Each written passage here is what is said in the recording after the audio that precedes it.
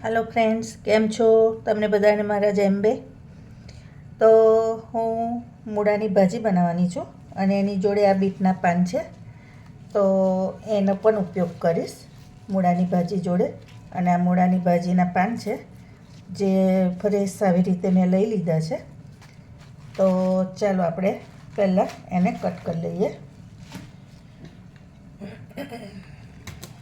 तो आ बीटना पान छे, तो तमे बीटना पान ना खाता होय ने तो खाजो, कारण के एमां खूब प्रमाणमां मिनरल्स, विटामिन्स, फाइबर होय छे अने आपણા शरीर माटे खूब जरूरी होय छे।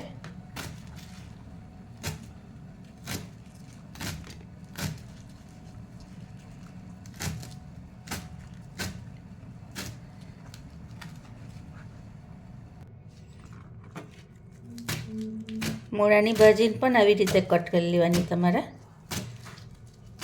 પતલી રાખશો ને તો જલ્દી ચડી જશે। ભાજી તમે આ રીતે બનાવો ને તો કેવું છે કે જેને નહીં ભાવતી હોય ને એ પણ ભાજી ખાતા થઈ જશે। તો તમારે આવી રીતે બધી ભાજી સમારી લેવાની। હવે આપણે કઢાઈમાં સિંગ તેલ એડ કરી દેવાનું। આમાં તેલ થોડુંક તમારે રાખવાનું, આમ તો ઓછું હશે તોય ચાલશે, પણ નીચે કેવું પછી ભાજી છે તો થોડુંક બેસન જોડે ચોંટી ના જાય એટલે થોડુંક તેલ રાખવાનું। હવે તેલ થાય એટલે જીરું એડ કરી દેવાનું। જીરું થાય એટલે હિંગ એડ કરી દઈશું। હિંગ ઓપ્શનલ છે। આદુ લસણની પેસ્ટ છે એ એડ કરી દઈશું।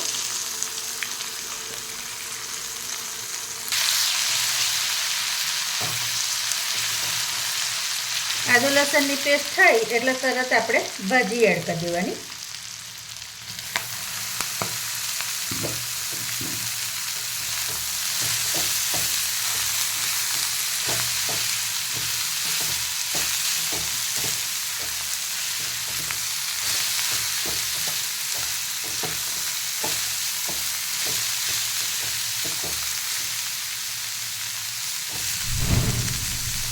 હવે ભાજીને આપણે અત્યારે થોડી વાર કૂક થવા દઈશું, કારણ કે ઢાંકીને અત્યારે હું ખુલ્લી થવા દઈશ, પછી થોડી વાર રહીને એને ઢાંકી દઈશ।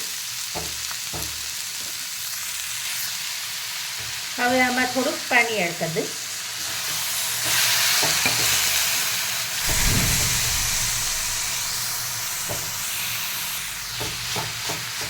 હવે આપણે એમાં મીઠું એડ કરી દેવાનું।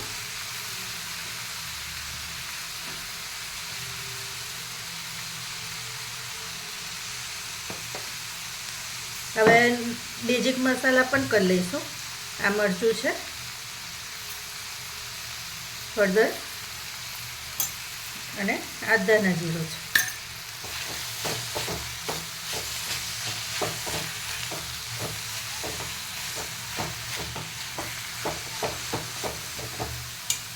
હવે આપણે આને થોડી વાર હજી થવા દઈશું। હવે ભાજી થવા આવે એટલે આપણે ચણાનો લોટ એડ કરી દેવાનો।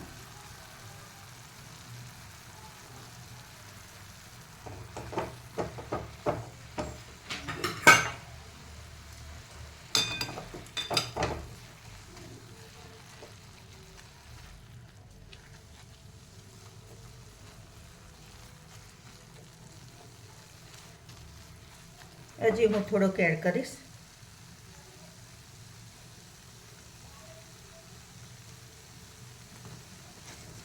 આમાં ચણાનો લોટ સહેજ આગળ પડતો હોય ને તો વધારે સારો લાગે છે, એટલે ચણાનો લોટ તમારે સહેજ આગળ પડતો રાખવાનો।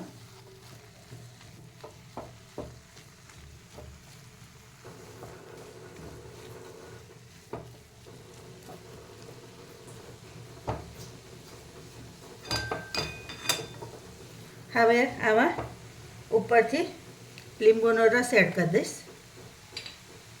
આ ખાંડ છે એ એડ કરી દઈશ અને પાવભાજી મસાલો છે એ એડ કરીશ। મસાલો તમારે એડ કરવો હોય તો કરજો, પણ થોડોક પાવભાજી મસાલો એડ કરીએ ને તો એનો ટેસ્ટ ખૂબ સરસ આવે છે, મને ગમે છે. એટલે હું મોસ્ટ ઓફ આ જ ભાજીનો જ મસાલો એમાં એડ કરું છું. તો તૈયાર છે આપણી મૂળાની ભાજી.